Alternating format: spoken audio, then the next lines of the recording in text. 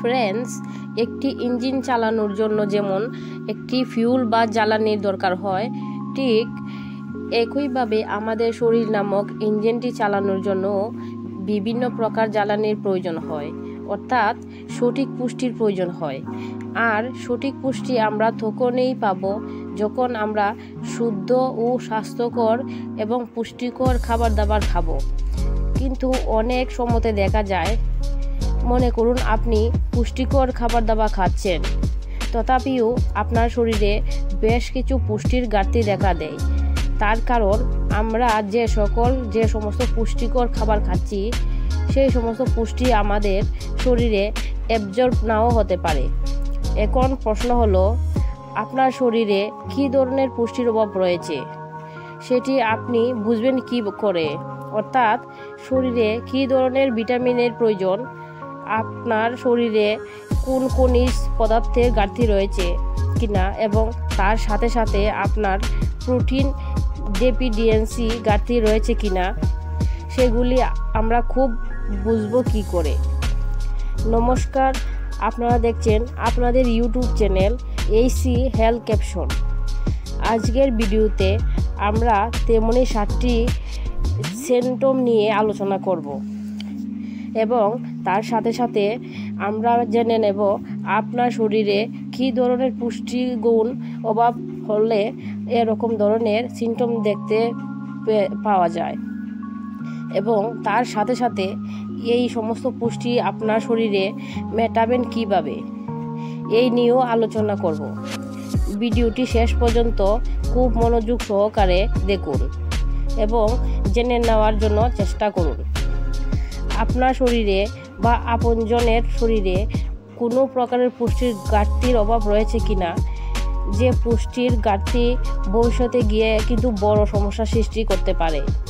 যদি হঠাৎ করে বিনা কারণে আমাদের প্রচুর পরিমাণে চুল ঝরতে শুরু করে, তখন আমরা বিশেষ চিন্তিত হয়ে পড়ি।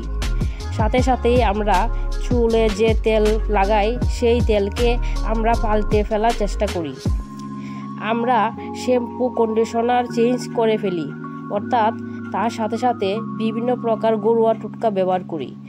কিন্তু আমাদের জেনে রাখা উচিত, আপনার শরীরে যদি আয়রন এবং ভিটামিন D12 ঘাটতি হয়, সেক্ষেত্রেও কিন্তু আপনার প্রচুর পরিমাণে চুল ঝরতে পারে। দেখুন, এই আয়রন আমাদের শরীরে হিমোগ্লোবিন প্রডিউস করতে সাহায্য করে। যে হিমোগ্লোবিন রক্তের মাধ্যমে আমাদের শরীরের প্রত্যেকটা সেলে সেলে অক্সিজেনকে পৌঁছে দিতে সাহায্য করে। যে অক্সিজেন আমাদের সেলের গ্রোথ এবং সেলকে রিপেয়ার করতে সাহায্য করে।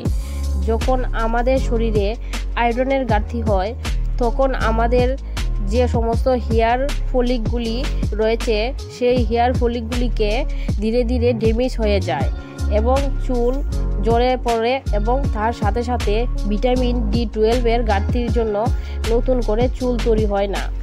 তাই হঠাৎ করে বিনা কারণে যদি আমাদের চুল ঝরে পড়ে, তাহলে অবশ্যই আপনাদের খাদ্য তালিকার মধ্যে আয়রন রিচ ফুডকে যুক্ত করার চেষ্টা করুন। আয়রন রিচ ফুড বলতে আপনি কুলেখাড়া পাতা খেতে পারেন। এই কুলেখাড়া পাতার মধ্যে প্রচুর পরিমাণে আয়রন রয়েছে, এবং তার সাথে সাথে আপনি বেদানা জুস খেতে পারেন, আপনি বিটের জুস খেতে পারেন। দেখুন, আপনি যে সমস্ত আয়রন রিচ ফুড খাবেন, অর্থাৎ মনে করুন বেদানা জুস, বিটের জুস যদি আপনি খেয়ে থাকেন, সেক্ষেত্রে আপনি লেবুর রস ব্যবহার করার চেষ্টা করবেন। কারণ লেবুর রসের মধ্যে যে ভিটামিন সি রয়েছে, সেই ভিটামিন সি আপনার শরীরে আয়রনের অ্যাবজর্পশনকে বাড়িয়ে দেয়। এছাড়া সজনে শাক, পালং শাক, কচু, কাঁচা কলা, কলার তুর বা কলার বকুল, এই সব খাবারের মধ্যে প্রচুর পরিমাণে আয়রন রয়েছে, এবং তার সাথে সাথে ভিটামিন D12 খাবারও কিন্তু আমাদের খেতে হবে। D12 খাবার বলতে আপনার দুধ বা যে কোনো দুগ্ধ জাতীয় খাবার জিনিস, ডিম, চিকেন, কলা, এই সমস্ত খাবারকে আপনার খাদ্য তালিকায় যুক্ত করুন। অনেকে বলতে শোনা যায় যে আমাদের কোলেস্টেরল, ট্রাইগ্লিসারাইড নর্মাল রয়েছে, আমাদের ইসিজি রিপোর্ট নর্মাল। ডাক্তারবাবু বলেছেন আমাদের কোনো প্রকারের কোনো হার্টের সমস্যা নেই, কিন্তু অল্প হাঁটার সাথে সাথে বা কোনো টেনশন করলেই আমাদের প্রচুর পরিমাণে বুক ধড়ফড় করে, কিন্তু সেই ব্যক্তি নিজেই হার্টবিট নিজেই শুনতে পান, যেটিকে মেডিকেল সায়েন্সের ভাষাতে বলা হয় এরিথমিয়া। এই এরিথমিয়ার সমস্যা যদি রয়েছে, হতে পারে আপনার শরীরে ক্যালসিয়ামের ঘাটতি রয়েছে। তার কারণ ক্যালসিয়াম আমাদের হার্টবিটকে রেগুলেট করতে সাহায্য করে।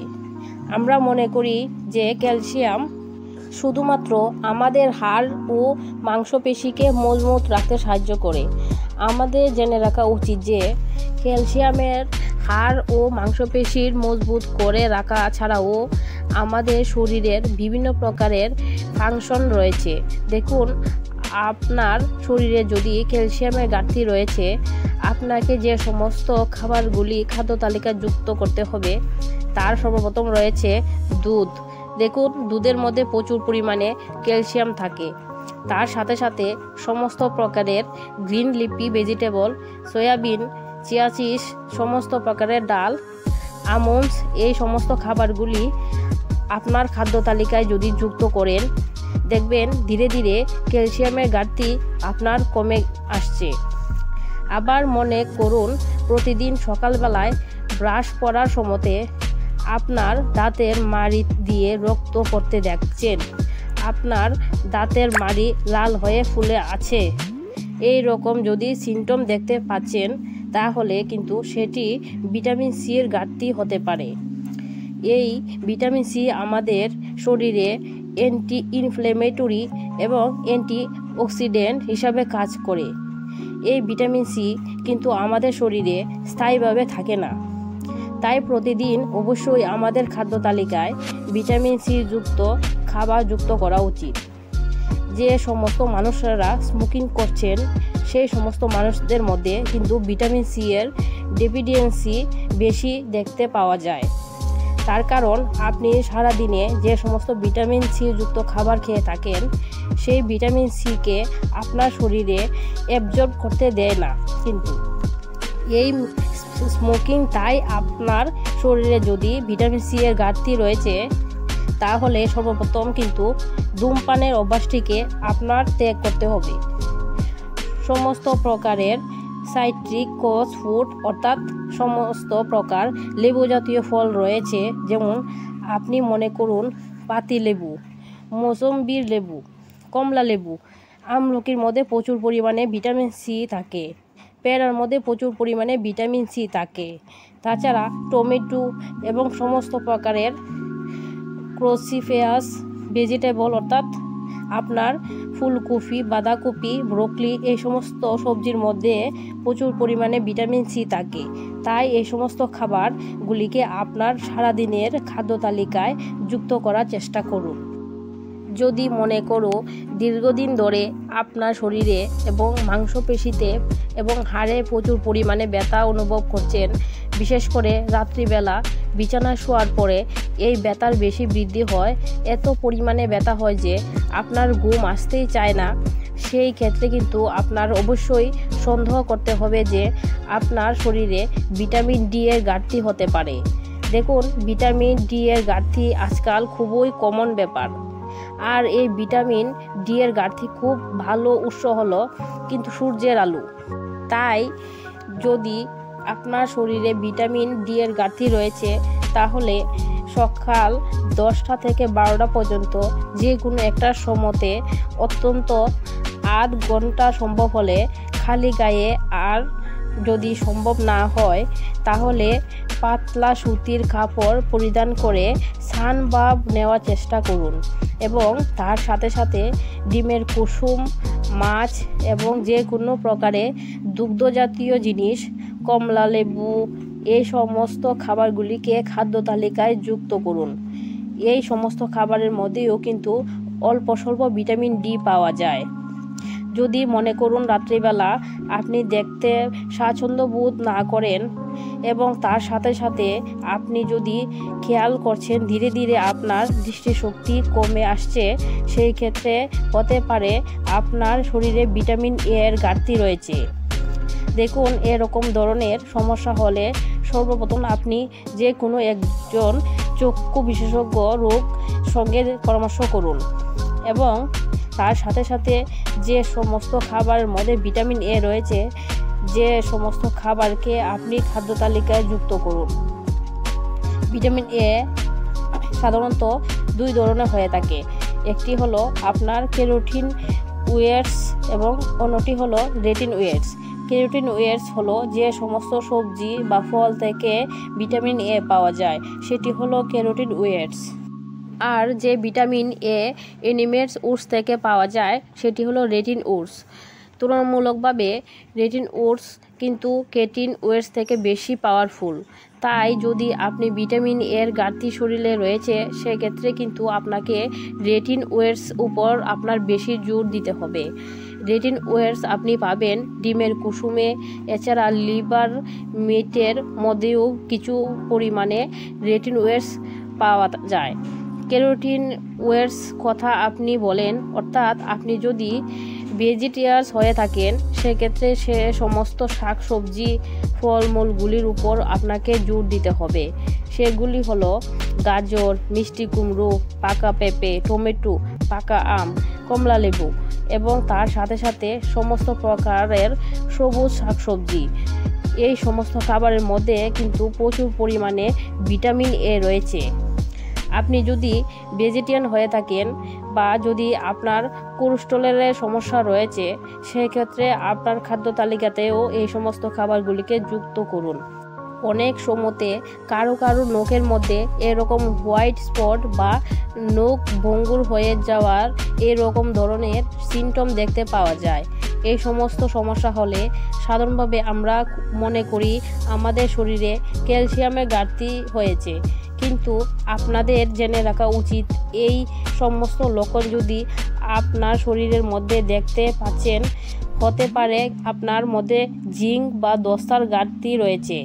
জিঙ্ক যে সমস্ত খাবারগুলির মধ্যে প্রচুর পরিমাণে পাবেন সেগুলি হলো মিষ্টি কুমড়োর বীজ, সমস্ত প্রকার ডাল, ডার্ক চকলেট, কাজু বাদাম, কলা, রসুন, পালং শাক। এই সমস্ত খাবারের মধ্যে প্রচুর পরিমাণে জিঙ্ক রয়েছে। আপনি বেশ কিছুদিন ধরে খেয়াল করছেন যে আপনার ত্বক শুষ্ক হয়ে যাচ্ছে, আপনার ত্বক থেকে এই রকম পাপড়ির মতো পাতলা আস্তরণ উঠছে, বিশেষ করে আপনার হাতের তালুতে, আপনার হাতের আঙ্গুলের মধ্যে, আপনার মুখমণ্ডলে, আপনার ঠোঁটের চারিদিকে, আপনার কপালে। সেক্ষেত্রে কিন্তু আপনাকে সন্দেহ করতে হবে যে আপনার শরীরে ওমেগাটিক ফ্যাটি অ্যাসিডের ডেফিসিয়েন্সি রয়েছে। ওমেগাটিক ফ্যাটি অ্যাসিড সব থেকে বেশি পাওয়া যায় সমস্ত প্রকারের সিরসের মধ্যে, অর্থাৎ আপনার চিয়া সিডস, মিষ্টি কুমড়োর বীজ, সূর্যমুখী ফুলের বীজ, এই সমস্ত খাবারের মধ্যে কিন্তু ওমেগাটিক ফ্যাটি অ্যাসিড রয়েছে এবং তার সাথে সাথে আখরোট, এমন্ডসের মধ্যে, বাদামের মধ্যেও রয়েছে ওমেগাটিক ফ্যাটি অ্যাসিড। এছাড়া সমস্ত প্রকার মাছের মধ্যেও ওমেগাটিক ফ্যাটি অ্যাসিড রয়েছে। ফ্রেন্ডস, অনেক সময়তে আমাদের অজান্তে আমাদের শরীরের মধ্যে বিভিন্ন প্রকারের পুষ্টির ঘাটতি হতে পারে। আমরা সেই সমস্ত সিমটমগুলিকে চিনে নিয়ে সেই সমস্ত ঘাটতি যদি আমরা সময় থাকতে মিটিয়ে নিতে না পারি তাহলে ভবিষ্যতে গিয়ে কিন্তু তার বড় মূল্য দিতে হয়। তাই সময় মতো আপনার শরীরের মধ্যে যে পুষ্টির ঘাটতি রয়েছে সেই পুষ্টির ঘাটতি মিটিয়ে ফেলার চেষ্টা করুন এবং ভবিষ্যৎ জীবন সুস্থময় করে তুলুন। আশা করি ভিডিওটি আপনাদের ভালো লেগেছে, ইনফরমেটিভ লেগেছে।